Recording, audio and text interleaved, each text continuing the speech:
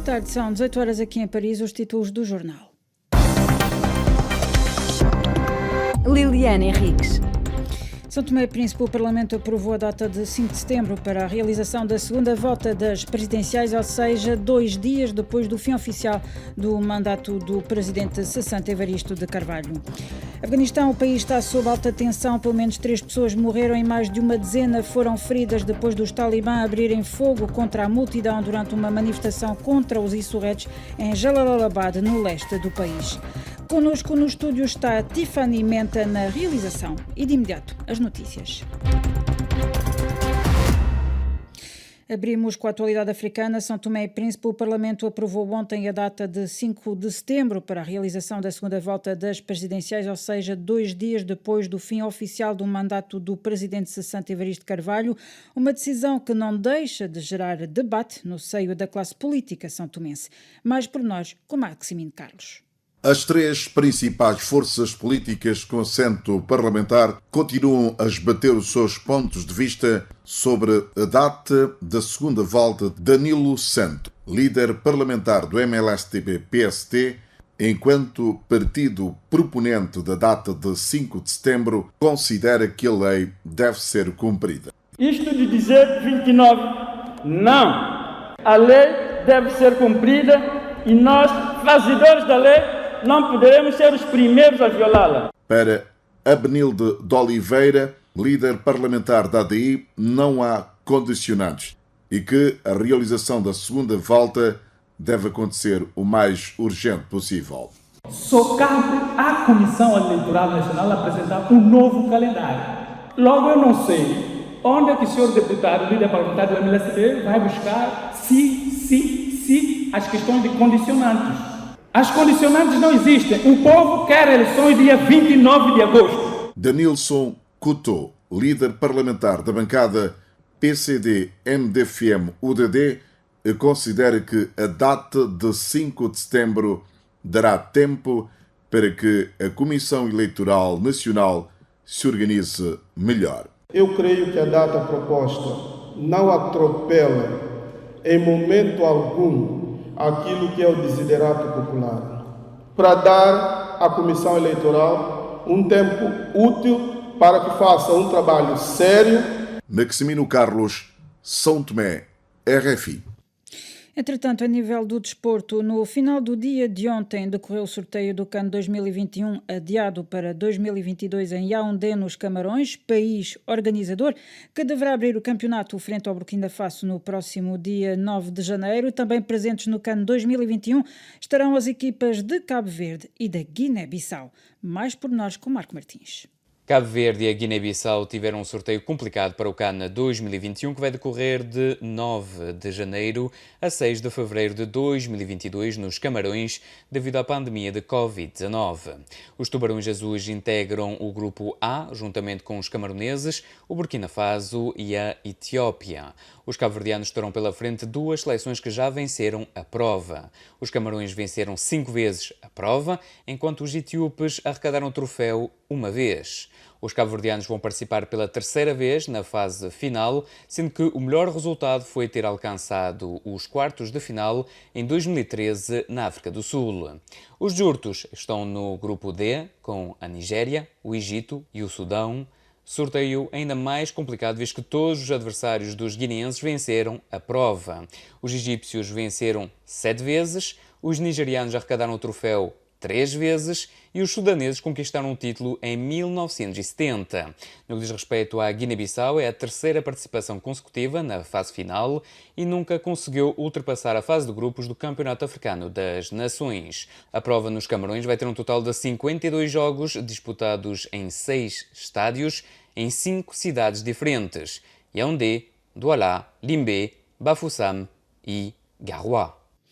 Etiópia, 7 pessoas morreram e várias outras estão hospitalizadas devido às cheias súbitas em Addis Abeba, na sequência de fortes intempéries na capital. As autoridades locais dão ainda conta de prejuízos consideráveis e apelam à população à cautela, dado que são esperadas mais chuvas torrenciais nos próximos dias. Níger, o governo decretou a partir de hoje um luto nacional de 2 dias depois do massacre na segunda-feira de 37 civis por jihadistas na localidade de Dareidai, no oeste do país, perto da fronteira com o Mali. Nos últimos 3 anos, esta zona tem sido palco de ações sangrentas de grupos ligados à Al-Qaeda ou ao Estado Islâmico contra civis e militares. Nigéria, segundo foi confirmado hoje pelas autoridades, 7 pessoas foram mortas na segunda-feira durante o ataque perpetrado por homens armados contra uma coluna de autocarros transportando empregados do grupo Shell rumo às instalações da exploração de gás daquela empresa na região de Oaji, no sudeste do país.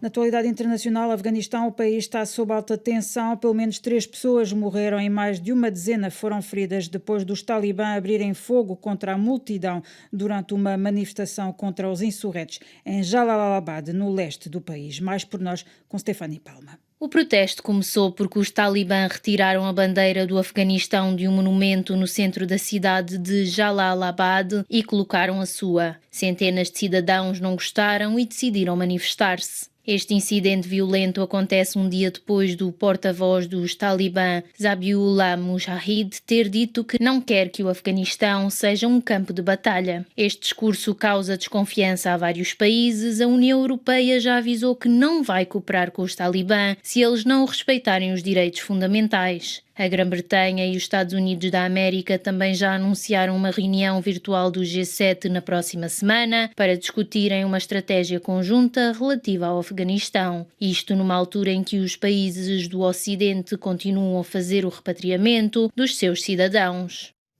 Hong Kong, 4 dirigentes estudantis de uma grande universidade daquele território com idades entre os 18 e os 20 anos foram detidos sob a acusação de apologia ao terrorismo, anunciou a polícia.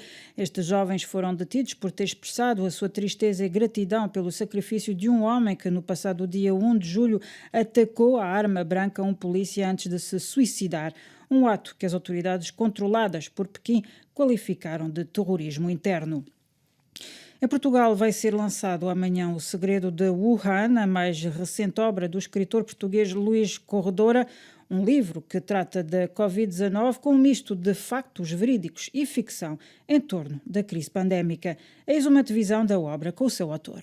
É uma virologista macaense, chinesa, mas de origem macaense, com ascendentes portugueses, que tem consciência que trabalha nos laboratórios onde foi produzido o SARS-CoV-2 que deu origem à Covid-19, que num arrebatamento de consciência decide desertar e dizer ao mundo aquilo que está a acontecer na China e que sabe qual é que é a cura para o SARS-CoV, neste caso para a Covid-19. Como é que chega então a essa paixão da escritura? É uma necessidade tão premente como comer e respirar, pela necessidade de partilhar aquilo que eu acho que tenho de melhor. Mas, acima de tudo, essa necessidade de o fazer para que vocês, ou aqueles que me leem, aqueles que têm a coragem e a ousadia de me ler, depois irem atrás e irem comprovar ou irem procurar ver se aquilo que realmente se eu escrevo daquela forma provocadora é verdade ou se é mentira. Porque eu quero, acima de tudo, estimular e instigar a curiosidade daqueles que me leem. Voltando ao Segredo do Ano, é isso que eu tento transmitir às pessoas para que procurem realmente a verdade e saibam distinguir o que é verdade e o que é mentira. Basicamente é isto. Era Luís Corredora, autor português, entrevistado por Marco Martins, que voltaremos a ouvir dentro de instantes no Magazine Artes. Iraque agravou-se de 3 para 8 mortos. O balanço das vítimas do bombardeamento ontem da aviação turca contra uma clínica de Sinjar, no noroeste do Iraque, onde estava a ser tratado um membro do movimento separatista curdo PKK, que Ankara qualifica de grupo terrorista. De acordo com fontes locais, o ataque foi conduzido com drones. Em França aumentou hoje para 2 mortos o número de vítimas dos fogos que lavram desde segunda-feira a zona perto de Saint-Tropez, na Riviera do sudeste do país. De acordo com as autoridades, mais de 1.200 bombeiros têm estado mobilizados no combate às chamas, que já reduziram a cinzas mais de 5.000 hectares de mato e vinhas. Haiti, a ilha continua a contar as vítimas do sismo de 7,2 na escala de Richter que abalou o seu território no sábado. Segundo um balanço muito provisório estabelecido ontem, pelo menos 1.941 pessoas morreram, sendo que os habitantes agora enfrentam os ventos violentos da tempestade Grace, que ameaça provocar inundações na ilha. Este é o fim do segundo e último noticiário do dia. A informação continua amanhã.